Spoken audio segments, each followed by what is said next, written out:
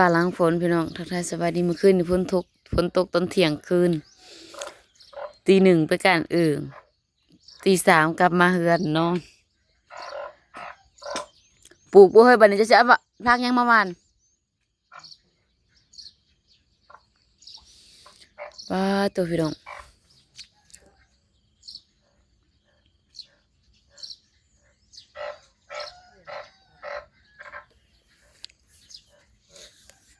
เดี๋ยวสิให้เบิ่งอึ่งหักแกมันห้องอีกเพื่อมันสิเศร้าห้องมานอนพังเสียงอึ่งฮุบออกฮุบเขา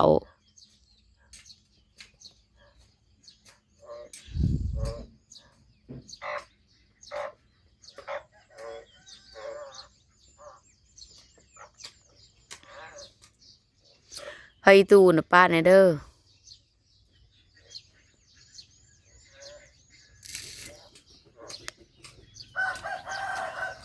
อยากนอนบัดนี้พี่น้องเอ้ยจะบ่อยากลุกปวดเบิดกระโตอย่างจนฮอดหัวปลาแดก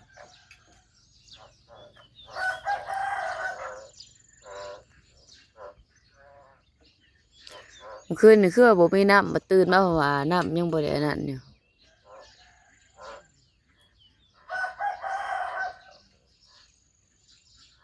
สวยได้วันนี้ตื่นสวยต้นน้องเพชรนี่ฝนตกใส่ในยั่งบัดนี้เนาะเฮ้ยเนาะต้นน้องเพชรนี่หากต้นตายก็ตาย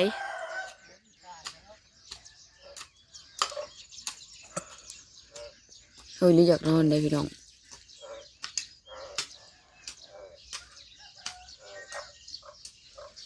เบิ่งอึ่ง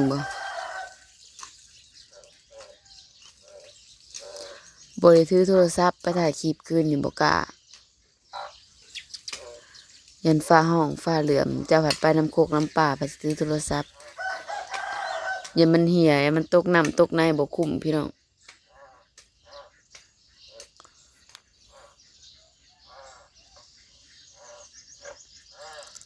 พากันลงที่อีก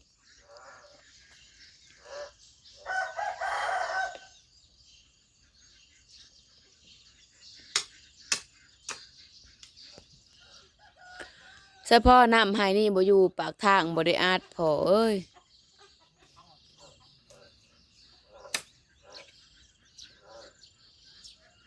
ทางอยู่ไรต้นมะเขือคืนโอ้ย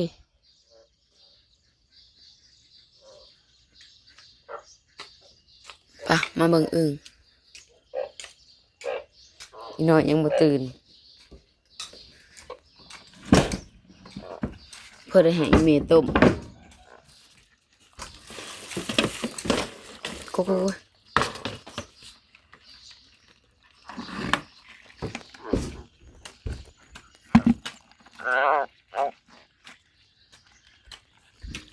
หมัดดีเถอะวะอย่ามันไปบ่โอ้เสียหาวอกให้ฟังซะดอกอีปูคายพร้อม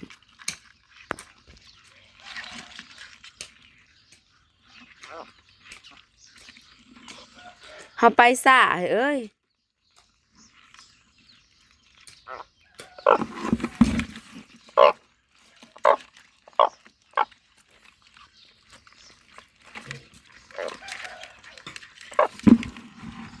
ยายขึ้นมาเฮ็ดเองโลด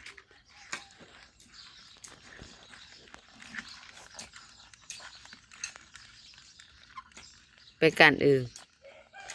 สองผัวเมียพี่น้องเบาสุมบ่อยู่ก็เลยไปเป็นหมู่ผัว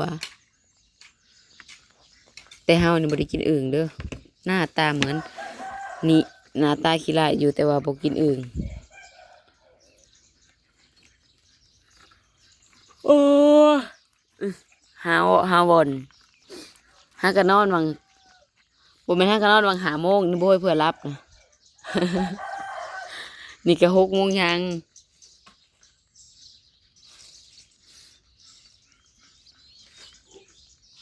จะเครื่องไม่ได้สิได้กาหักลำพายคือเพิ่มบ่ลายว่ะ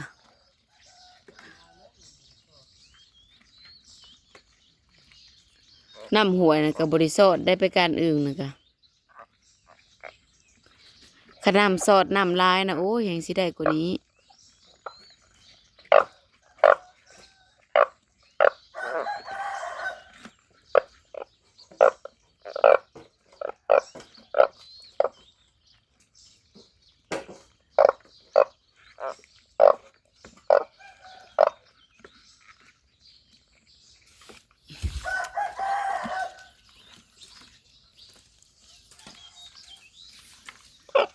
เอ้ยเอาอีกแล้วอัดอื่นไว้ก่อนพี่น้อง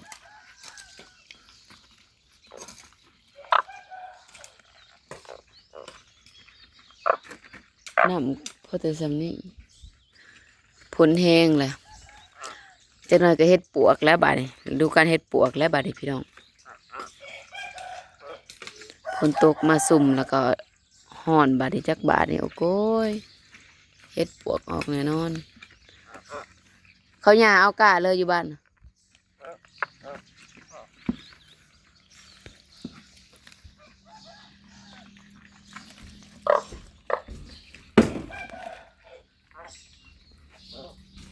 บ่ไปตีซ้ำนี่ข้างหดขาวก่อนพี่น้องมันก็ตื่นฝนตกแล้วพากันฮุบเขามาแต่เงี้ยงเลยพากันฮุบออกสมมติเปื่อนนอนในบ่ได้บ่นอนพี่น้องถ้าเบิ่งบัดมันอันตื่นมาเห็นอึ่งเด้ออีหน่อยบ่สุมบ่อยู่พี่น้องคันบ่สุมอยู่นั้นสิเพิ่นพากันไปจากแต่ฝนตกนั่นสิได้หลายกว่านี้อันนี้ไปกับเฮากับบ่จักกรรมพากันลงทีบนี่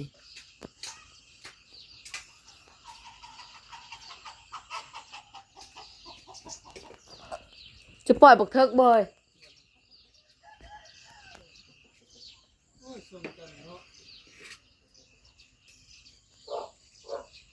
ชงค่อยโอ้ยพี่น้องนำหน้าให้ใหญ่ให้นี่ปากทางบนอัดบ่อัดกะมันบ่อยู่แล้วมันพอแต่สำนี้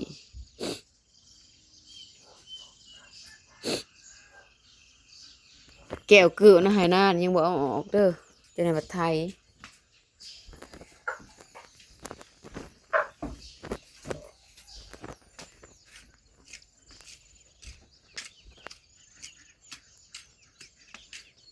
ลุงสาแล้วก็ตื่นสวยได้แต่เก่าแล้วก็ลุกเลยซ้ำ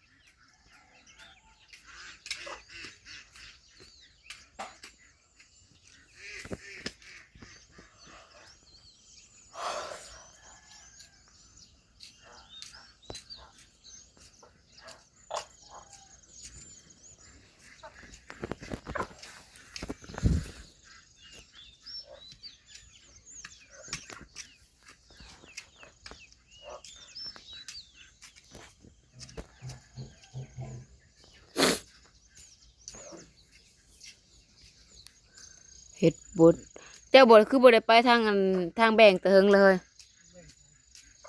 ไผ่บางทองน่ะอีแม่อยากกินเฮ็ดบดอีแม่อยากกินเฮ็ดบด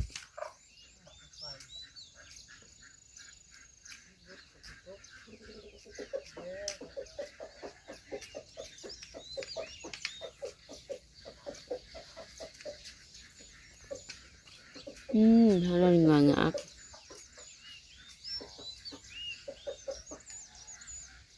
จะสิเอาพุ่นใส่บ่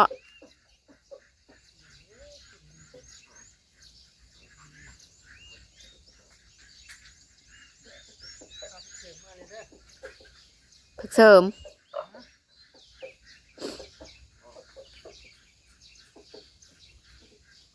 มาแต่ใช้บัดนี้ฮะเจ้าคือตาดีแท้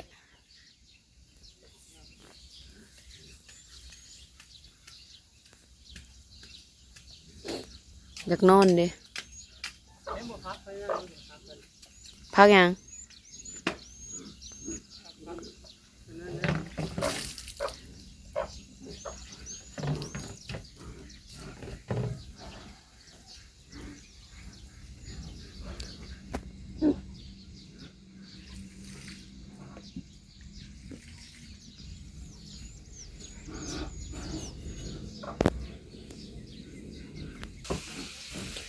บรรยากาศฟ้าหลังฝนพี่น้องลูกก็อยากมิงฮักกะซักยาได้ตอนหัวแรงน่ะฝนตกมาแหลนไปอันยังอึ่งเลยพี่น้องพอกันที่ใหม่เด้อเพียงเด้อฝากฝากส้มฝากเป็นกำลังใจไปกันอึ่งสองพ่อเมีย